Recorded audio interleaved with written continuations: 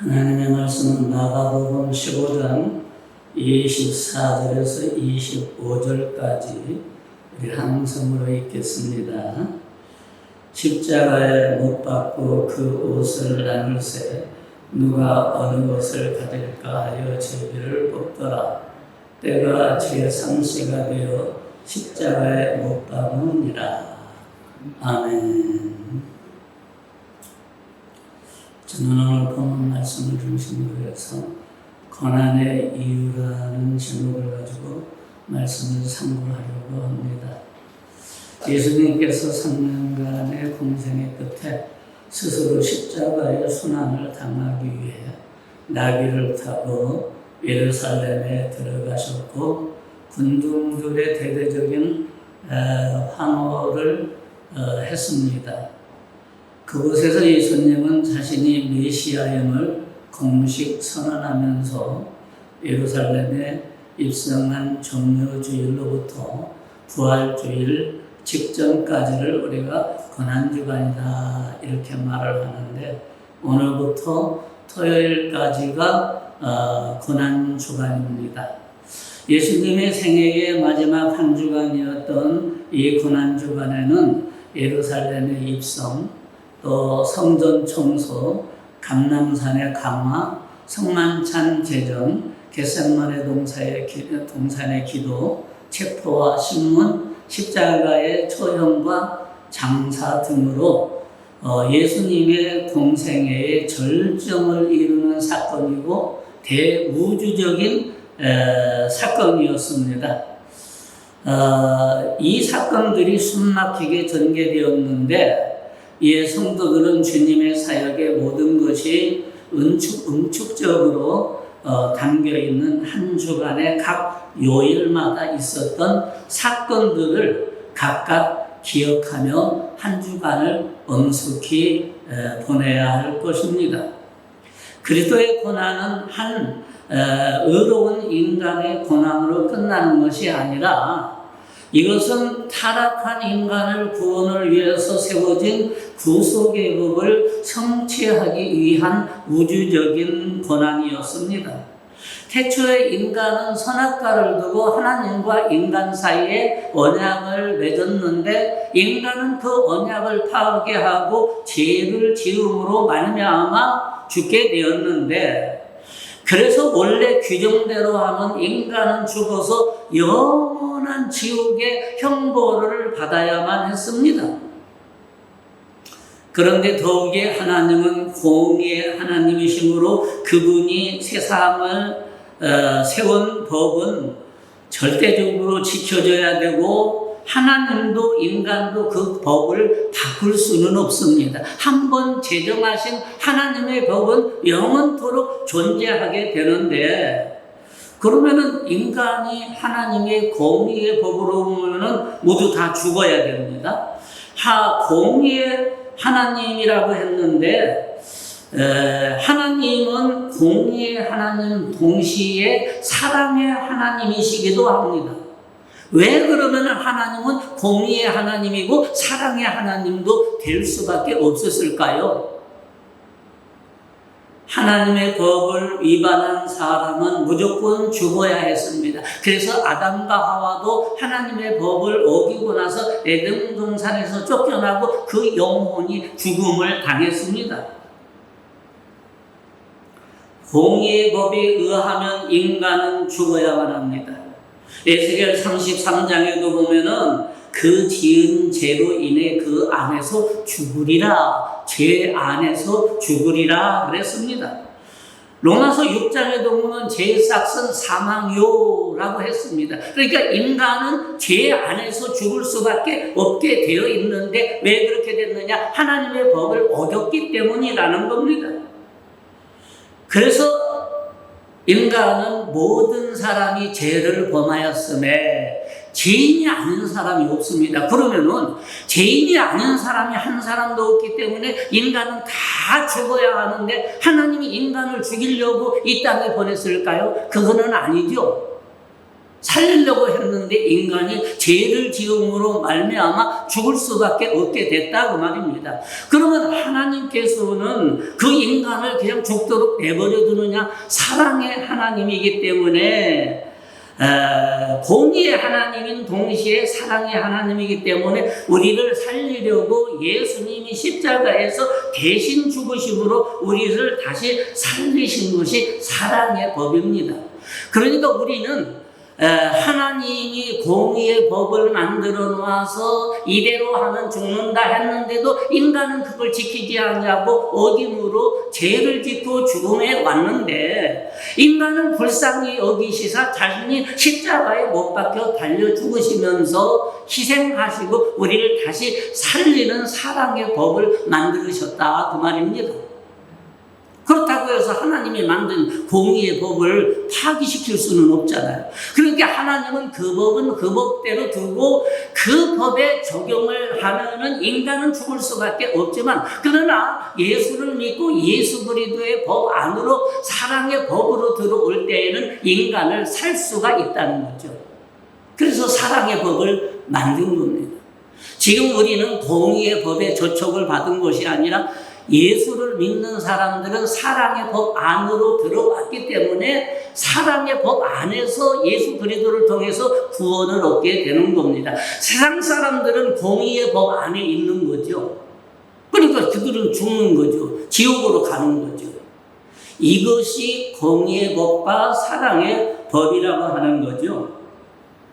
그래서 하나님은 일단 사람이 지은 죄에 대해서 공의의 원칙대로 처벌하시면서 끝없는 사랑으로 죄를 지은 인간에게는 구원받을 수 없지만 기회까지 주셨는데 예수를 믿고 회개함으로써 구원을 얻게 되는 사랑의 법을 성취하시기 위해서 대속의 희생으로서 십자가의 고난을 당하셨다라는 것입니다. 인간의 죄를 대신해 하나님이 친히 심판을 받으시기 위해 십자가에 죽으시고 우리를 구원하신 것입니다. 한편 주님은 이런 구속의 법을 가장 처절한 사형수단이었던 십자가 위에서 하나님에게까지 버림받은 처절한 고통을 통해서 성취하셨습니다. 고로 우리는 성자 하나님으로서 영광과 주권을 버리고 죄인을 구원하기 위해서 순환을 당하신 주님의 사역이 담긴 공의와 사랑을 마음속 깊이 깨닫는 한 주간이 되기를 주의 이름으로 축원합니다. 첫째는 시기입니다. 사순절 마지막 한 주에 해당하는 고난주간은 그리스도께서 예루살렘 성에 입성하시고 종려주일로부터 시작해서 부활절 직전까지 토요일까지가 고난주간이죠. 이 대속사역을 이루기 위해 이 땅에 오셔서 고난을 받으심을 기리는 사순절 가운데에도 그리스도께서 대적자들에게 잡혀 십자가에서 죽으시며 장사당하시고 성자 그리스도의 낮아지심에 절정인 고난주간 내에는 목요일에는 세족식이 있었고 금요일에는 성찬식 그리고 토요일에는 예수님이 무덤에 들어가 계시기 때문에 조용히 말씀을 보며 지냈습니다. 두 번째는 유래입니다. 이런 고난주간은 언제부터 지켜졌는지 확실한 기록은 없습니다. 그런데 로마서 6장이나 고린도전서 11장에 보면은 성찬 예식을 하는 장면이 나오죠. 그래서 초대교회 때에는 고린도전서에는 이제 초대교회잖아요. 예수님이 돌아가시고 이제 안 계시고 제자들이 사역을 하는 그때에 보면은 성만찬을 행했던 모습을 볼 수가 있습니다. 그래서 초대교회 때부터 계속 그렇게 이어져 왔는데 그러나 고난주간이 전 교인으로 공식적으로 또 공개적으로 지켜진 것은 AD 313년 콘스탄틴 대제가 황제가 되면서부터입니다. 그 이전에는 로마의 지도자들마다 예수 믿는 사람을 핍박하고 옥에 가두고 죽이고 사자에게 찢겨 죽게 하고 온갖 만행을 다 저질렀는데 콘스탄틴 대제라고 하는 분은 그 어머니의 믿음이 뛰어납니다. 그래서 대단한 믿음을 가진 그 아들 콘스탄틴 대제도 믿음이 좋기 때문에 그가 전쟁을 할 때에 십자가가 나타남으로 승리를 했습니다. 그때부터 이제 예수를 잘 믿기 시작을 했는데 이 콘스탄틴 대제가 신앙의 자유령을 포고령을 내렸습니다. 그러니까 예수 믿는 사람은 이제 자유롭게 예수를 믿을 수 있다. 그리고 로마의 시민은 누구나 다 예수를 믿으라고 기독교를 국교처럼 공인하는 선포를 했습니다. 아이러니하죠. 300년 동안 그렇게 핍박을 받고 예수 믿는 사람들이 피를 너무 많이 흘렸는데 이 콘스탄틴 대제 로마의 황제가 되면서부터 확 뒤바뀌어서 예수 믿는 사람이 로마를 정복한 거나 마찬가지가 되어버리고 말았습니다. 세 번째는 고난주간의 각 요일의 특이사항인데 오늘은 종료주일이고 그리고 월요일에서 수요일까지는 각종 집회를 하며 이제 예수님의 고난주간에 성도들이 참여하게 됐는데 이 고난주간 화요일에는 처자 집회를 했는데 이때 감람산에 올라가 예수님께서 제자들에게 가르치셨던 마태복음 24장에 있는 말씀 너희가 사람의 미혹을 받지 않도록 주의하라. 많은 사람이 내 이름으로 와서 내가 그리스도다 하리니 그때 너희들은 미혹을 받지 않도록 주의하라 라고 말씀을 하셨습니다. 또 수요일에는 가룟 유다가 예수님을 배반하는 부분의 말씀이 낭독을 하면서 이 고난주간을 기념하면서 보냈는데 내가 예수를 넘겨주리니 얼마나 주려느냐 하니 은 30을 달아주거늘. 그러니까 이 성경 구절 예수님이 가룟 유다를 통해서 배신당하고 십자가에 달려 죽는 어떤 그런 계기를 만든 상황을 성도들은 그 고난주간에 수요일 날에 그 말씀을 낭독하면서 아멘 아멘 하면서 지냈다 그 말입니다. 이때 회중들은 큰 소리로 회개의 기도를 드리면서 지냈는데 로마 교회에서는 그리스도의 십자가의 고난을 앞둔 이날 그리스도의 순환을 기리는 엄숙한 예배를 드렸습니다. 십자가를 지신 것은 우리를 살리려고 예수님이 세상에 오신 것이죠. 그래서 교회나 성도라고 하는 것은 뭐냐? 살리는 일을 하는 사람들입니다. 예수님이 세상에 왜 오셨어요? 우리를 살리러 오셨잖아요. 그러니까 예수를 믿는 우리도 교회의 목적도 살리는 일입니다. 러시아의 푸틴처럼 저렇게 우크라이나에 아무런 죄도 없는 사람들을 무참하게 학살을 하는 이런 사람들은 이거는 악마지 사람이라고 볼 수가 없어요. 그들은 지금 살리는 일을 하는 게 아니잖아요. 죽이는 일을 하는 거죠. 예수님하고는 정반대의 상황으로 그 사람들이 흘러가고 있습니다. 그거는 하나님으로부터 반드시 심판을 받게 되어 있습니다.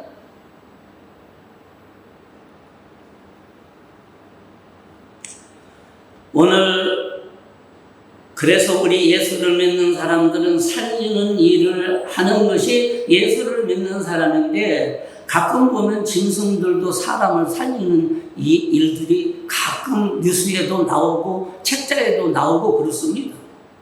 그래도 같은 인간끼리 왜 그렇게 죽입니까? 이 사람들은 악마로 봐야지 사람이 아닙니다. 솔직히 말하면. 네. 그래서 우리 예수를 믿는 사람은 살리는 일을 해야 됩니다. 여러분들은 앞으로 남에게 상처 주거나 미워하거나 싸우고 막 죽이려고 하지 말고 여러분들은 사람을 살리는 일을 할 수 있기를 주의 이름으로 축원합니다. 그게 예수 믿는 사람들이 해야 할 일입니다. 우리는 뭔가 좀 달라야 될 거 아닙니까? 일본의 도쿄에 올림픽이 열렸을 때 스타디움 확장을 위해서 지은 지 한 3년 된 건물을 헐다가 놀라운 일을 발견을 했습니다.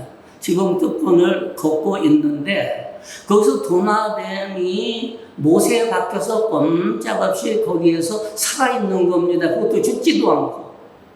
그래서 관리인이 노동자들에게 도대체 이 집을 지은 지가 얼마나 되냐라고 물어보았더니 한 3년 정도 되는데 도마뱀이 그때 집을 짓는 가정 가운데에서 못에 박혀서 다리에 못에 박혀서 꼼짝없이 지금까지 3년 동안 이렇게 하고 있는 것 같습니다. 그래서 사람들이 모두 깜짝 놀랐습니다. 왜냐하면 3년 동안 못에 박혀 있는데 굶어 죽지 않고 어떻게 살 수 있느냐라는 거죠. 그래서 관리인이 일을 중단하고 한번 지켜보자라고 했더니 몇 시간 후에 다른 도마뱀 한 마리가 나타나서 먹이를 가지고 그 도마뱀을 먹이는 겁니다. 그게 부부인지 친구인지는 모르지만 예화집에는 친구라고 나와 있는데 내가 보기에는 부부일 가능성이 더 많습니다. 자기 혼자 먹고 살기도 바쁜데 친구를 먹여 살리려고 하루 종일 자기도 먹고 친구도 또 먹여 살리려니 얼마나 힘들었겠습니까? 살리는 일은 쉬운 것은 아닙니다, 여러분. 그렇게 해서 3년 동안을 먹여 살렸습니다. 살리는 한 거예요. 짐승도 살리는 일을 하는데 인간은 왜 그렇게 죽이는 일만 하는 건지 알 수가 없어요. 알 수가. 인간의 성품이 그렇게 악한지는 모르겠습니다만 하여튼 성경하고 많이 다릅니다. 이렇게 해서 이 도마뱀이 친구를 위해서 헌신하지 아니했다고 한다면 그 도마뱀은 죽었을 것입니다. 여러분, 그러면 예수님은 어떤 분이었습니까?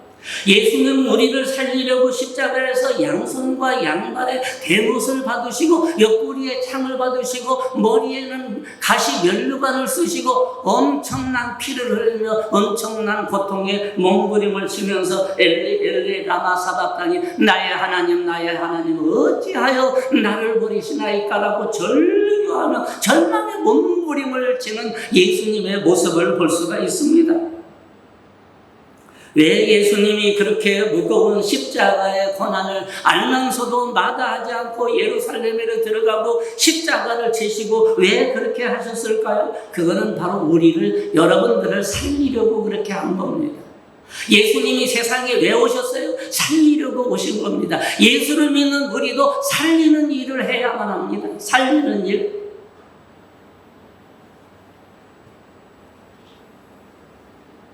우리 교회에서도 어떤 사람이, 어떤 목사가 어떤 목사를 계속 다잡으면서 어떻게든지 그냥 몰아내려고 하고 이런 작당을 하는데 그 반대쪽에 있는 사람이 아니 목사가 살리는 일을 해야지 왜 죽이는 일을 하느냐라고 하면서 항변하는 모습을 봤습니다. 그렇지, 우리는 살리는 일을 하는 사람들이지 죽이는 일을 하는 사람들이 아닙니다.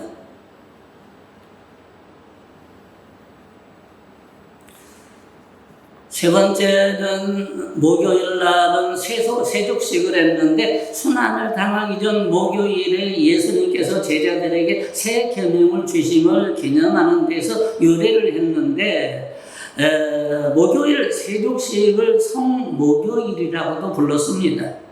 그리고 또 이날 요한복음 13절에 보면은 예수님이 제자들의 발을 씻기는 장면이 나오죠. 예수님이 제자들의 발을 씻기는 장면이 나오는데 제자들이 이제 발을 씻기고 거의 다 씻길 무렵에 마지막에 이제 베드로의 차례가 됐습니다. 그랬더니 베드로가 예수님 내 발은 절대 못 씻깁니다.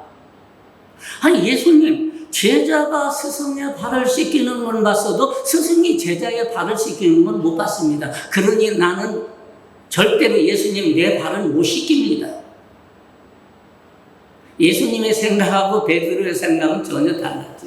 그래서 예수님께서 베드로야 내가 네 발을 씻기지 않으면 너와 나는 아무 상관이 없느니라.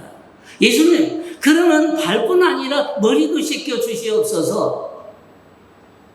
몸을 이미 씻은 자는 발만 씻으면 되느니라고 했습니다.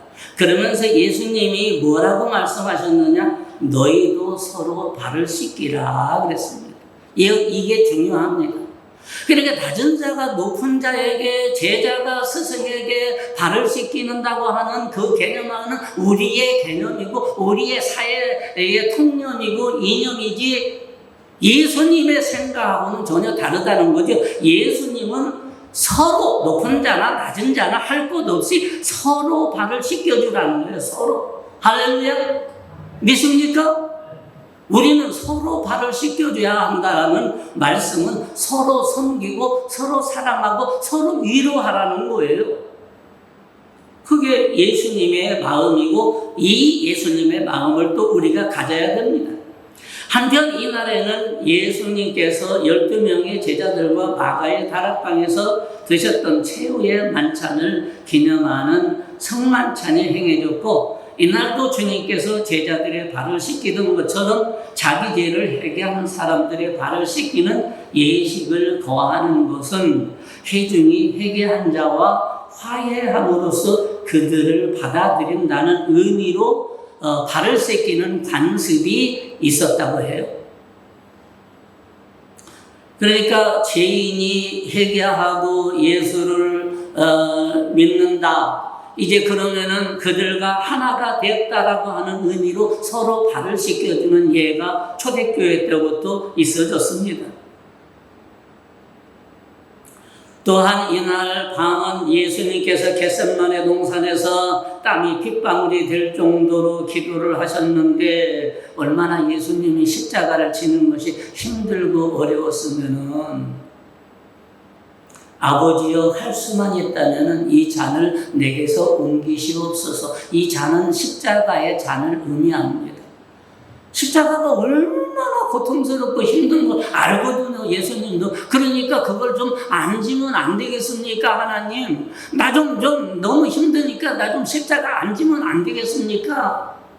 예수님이 너무 힘든 것을 알기 때문에 그렇게 기도를 했는데, 한참 기도를 하다가 기도를 바꿨습니다. 아버지요, 내 뜻대로 마옵시고 아버지의 뜻대로 하여 주시옵소서라고 기도했습니다.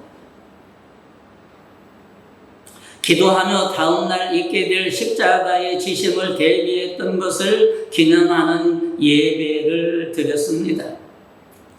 그리고 성금요일에 있었던 일입니다. 성금요일은 하나님께서 인간을 구원하시기 위해 보내신 그리스도께서 마침내 십자가에 달려 죽으심으로 죄인들의 죄값을 대신 치루어 주시고 인간들의 죽음에서 생명으로 이끌어서 살리신 날입니다. 그리스도께서 인간을 대신하여서 십자가에 달리신 것은 슬픈 일이지만, 하나님께서 그리스도의 생애를 통해 인간을 위한 구속사역을 성취하셨다는 의미에서 이날을 성금요일이다라고 했습니다.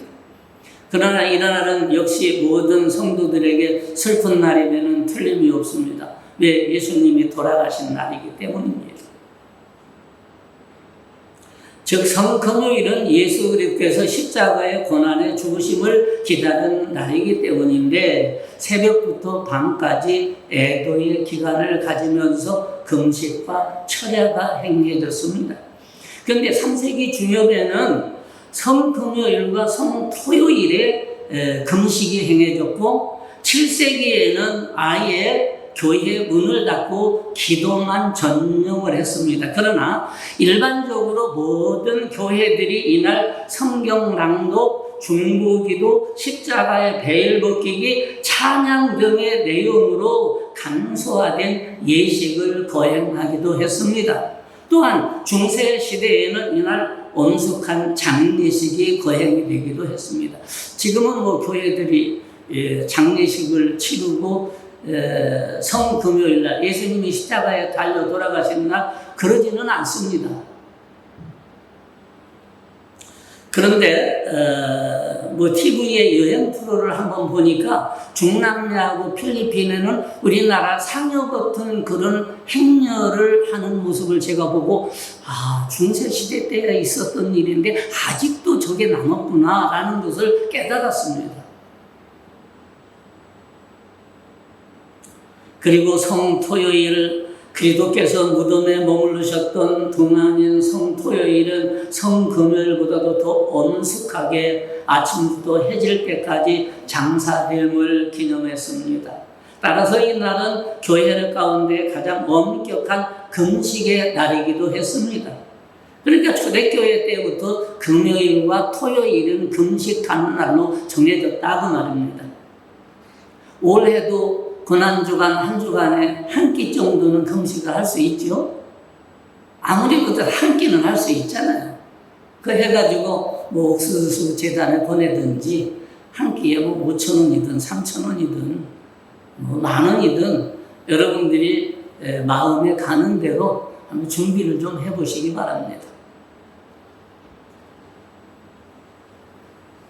고난주간은 사순절 기간 중에 그리스도의 십자가의 죽으심을 준비하는 기간이므로 무덤에 머물러 계신 기간을 기념하는 절기이기 때문에 엄숙하게 진행이 됐습니다. 그러므로 이 기간 동안에는 금식과 기도가 행해졌고 일정한 규율이 있는 것은 아니었지만 사람들은 스스로 자제하고 난잡한 행동을 금하고 현란한 옷차림을 삼가하고 세속적인 연극이나 음악이나 오락을 금했습니다. 공공기관에서는 흉으로 정하기도 했습니다. 기독교 국가에서는 그게 가능하지만 우리나라 같은 데에는 안 되지요. 또한 죄인들을 위한 그리스도의 구속사역을 기억하며 죄인들을 방문하는 일까지 했습니다. 우리도 뭐 3.1절이나 8.15에는 사명이나 뭐 특사 같은 걸 하는데 이렇게 초대교회 때에는 이렇게 사람들을 사면하는 그런 기독교 국가에서는 그런 일들이 있었습니다. 또한 이 기간 동안에는 노예들을 유리한 대우를 받고 특별히 해방을 시키는 경우도 있습니다. 십자가에서 우리를 구원하신 것처럼 죄인을 방면하는 구원의 행사가 있었고 노예 해방의 구원의 역사도 있었고 그렇습니다. 우리는 이번 고난주간 한 주간 주님의 십자가를 생각하며 경건하게 이 고난주간을 보내는 저와 여러분이 되기를 주의 이름으로 축원합니다. 기도하겠습니다. 감사하신 우리 아버지 하나님, 이제 고난주간이 본격적으로 내일부터 시작이 됩니다. 이 고난주간 한 주간 동안에 우리의 믿음의 조상들, 선조들은 어떻게 신앙생활을 했는가에 대한 것을 살펴보았습니다. 왜 고난을 당해야 하는 그 이유도 살펴보았습니다. 예수님은 우리를 살리려고 살리는 일을 하기 위해서 세상에 오셨고 십자가에서 죽으심으로 말미암아 그를 믿는 사람들은 예수를 믿고 구원을 얻게 되어 있습니다. 공의의 법으로 하면 인간은 마땅히 죽어야 하지만 하나님의 사랑의 법 안으로 들어왔을 때에는 우리가 구원을 얻을 수 있다라고 하는 것을 오늘 말씀을 통해서 다시 한번 살펴보았습니다. 주님, 우리는 공의의 법 안에 들지 아니하고 사랑의 법 안에서 예수 그리스도의 십자가의 구원을 믿음으로써 우리가 구원받는 역사가 충만하게 나타나게 하여 주시옵소서. 고난주간 한 주간 동안을 경건하게 보낼 수 있도록 성령께서 저희와 함께 하여 주실 줄 믿사옵고 예수님의 이름으로 기도드렸습니다. 아멘.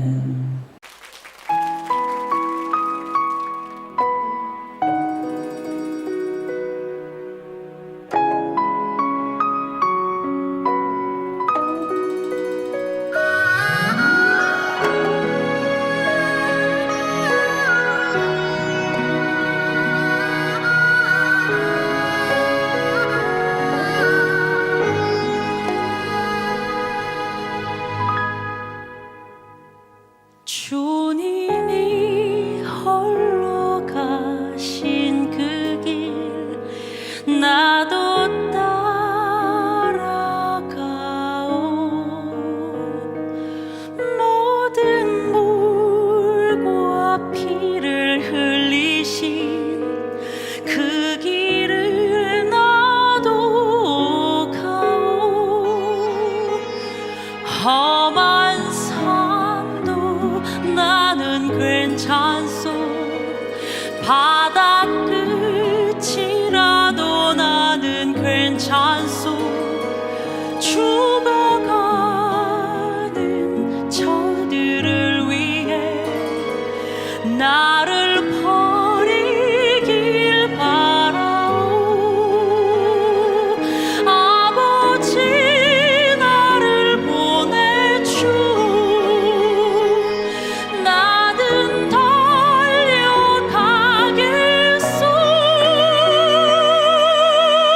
목숨도 아끼지 않겠소 나를 보내주오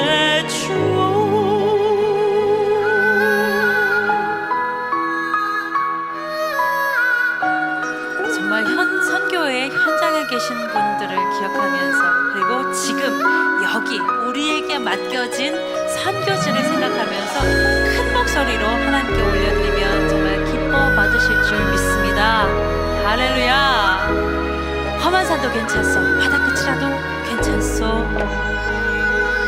험한 산도 나는 괜찮소 바다 끝이라도 나는 괜찮소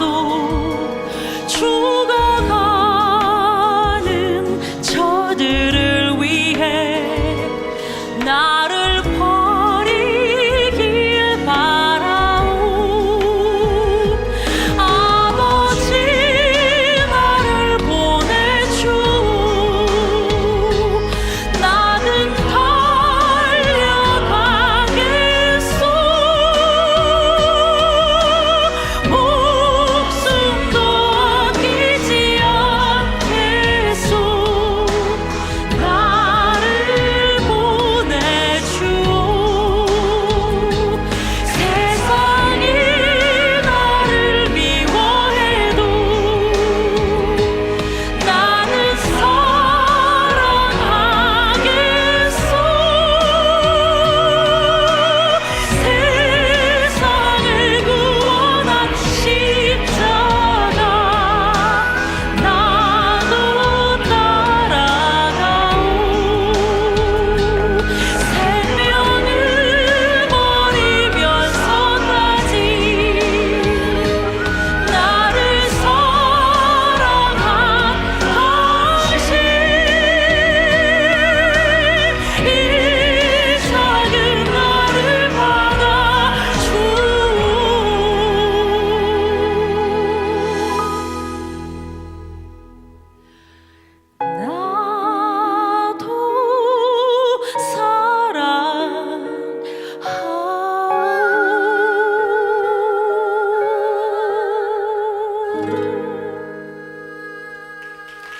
아멘.